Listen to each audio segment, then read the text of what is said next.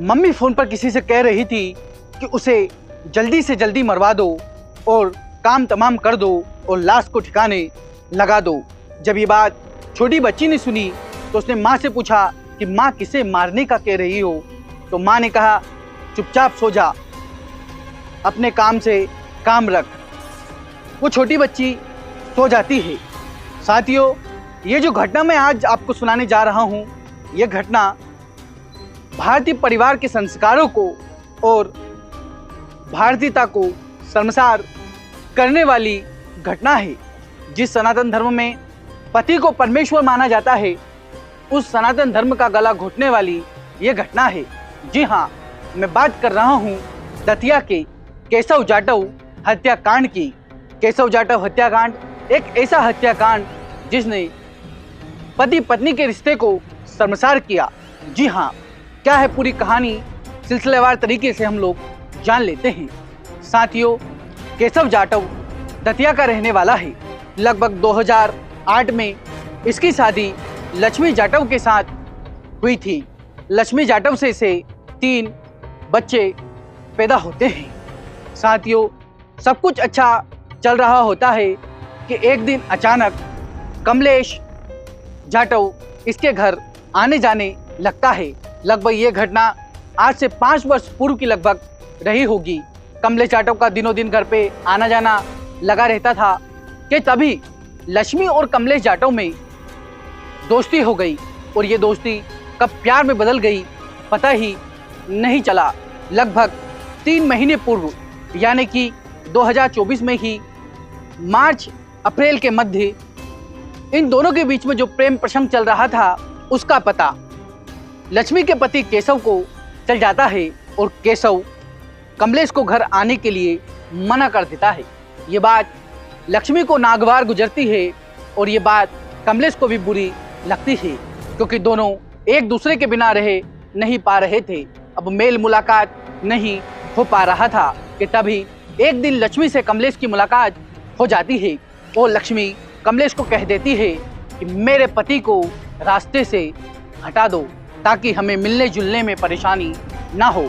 जैसे ही ये रास्ते का कांटा हटेगा वैसे ही हम दोनों कोर्ट में रीच कर लेंगे। कमलेश लगभग 2 महीने तक लक्ष्मी को गुमराह करता रहा, लेकिन लक्ष्मी लगी हुई थी कि मेरे पति को तुम्हें हटाना होगा। अब कमलेश के ऊपर दबाव बन गया कि केशव को किस प्रकार से हटाया जाए। साथियों, लक्ष्मी के ही परिवार में एक शादी आई।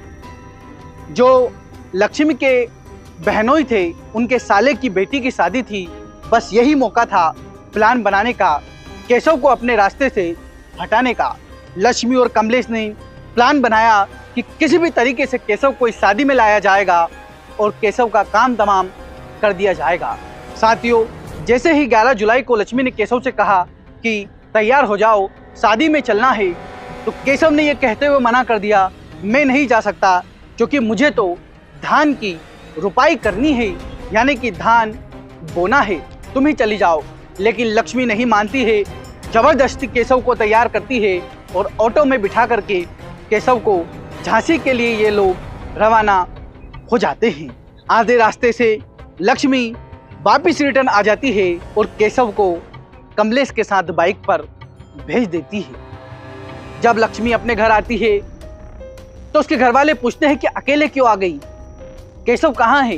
तो लक्ष्मी कहती है वो तो शादी में सम्मिलित होने के लिए बस से अकेले झांसी गए हुए हैं। सब लोगों को लगता है कि हो सकता है, लेकिन ये बात घर वालों को हजम नहीं होती है। अक्सर लक्ष्मी जो थी वो सुबह 8 बजे सोकर उठती थी, लेकिन आज रात यानी कि 12 जुलाई की सुबह लक्ष्मी 5 बजे उठकर तैयार हो जाती है। जब घर वाले देखते हैं कि लक्ष्मी तैयार हो गई है, बैग पैक कर लिया है और अकेले कहीं जाने के लिए निकल रही है, तो घर में कोई उससे पूछता है कि कहाँ जा रही है, तो लक्ष्मी कहती है मैं दंतराव धाम दर्शन करने के लिए जा रही हूँ। तब उसके परिवार के सदस्य पूछते हैं कि अकेले कैसे जाएगी, केशव कहाँ है? तो ये उसके घर वालों से झगड़ा करने लगती है कि तभी थोड़ी देर बाद केशव के चाचा के फ़ोन पर एक कॉल आता है और उधर से दुख भरी खबर आती है कि केशव की किसी ने हत्या कर दी है। जब ये बात उसके चाचा केशव के भतीजे को बताते हैं और कहते हैं कि लक्ष्मी के ऊपर ध्यान रखना। जब ये बात केशव लक्ष्मी को बताता है कि किसी ने चाचा की हत्या कर दी है, तो लक्ष्मी को कुछ भी असर नहीं पड़ता। लक्ष्मी सामान्य सी रहती है और लक्ष्मी केशव से कहती है, हमू का पतो, हमारा तो फोन खराब है, हमें नहीं पतो कि थारा चाचा के साथ क्या हुआ बेटा, हमको नहीं पता। सामान्य सी लक्ष्मी नजर आती है। केशव का भतीजा था, वो लक्ष्मी का बैग चेक करता है और उस बैग में निकल आता है एक कीपैड फोन। ये बात लक्ष्मी के बैग से फोन निकलने वाली बात ये बात केशव का भतीजा अपने चाचा को बताता है। तभी पुलिस की शंका गहरी होती जाती है और लक्ष्मी को गिरफ्तार कर लिया जाता है। जब लक्ष्मी गिरफ्तार हो जाती है, पुलिस को ज़्यादा प्रेशर बनाया जाता है।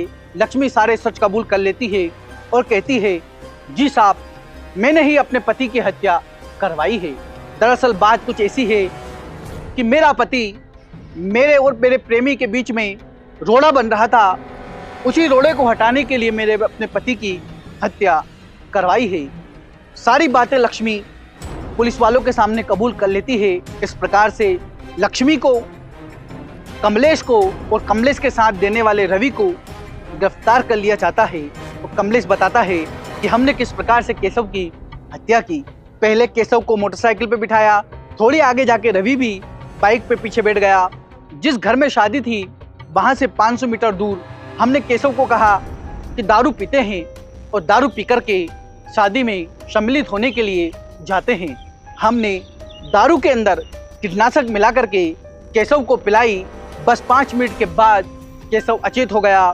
उसी के टॉबिल से केशव का गला कस करके वहीं केशव को मौत के घाट उतार दिया।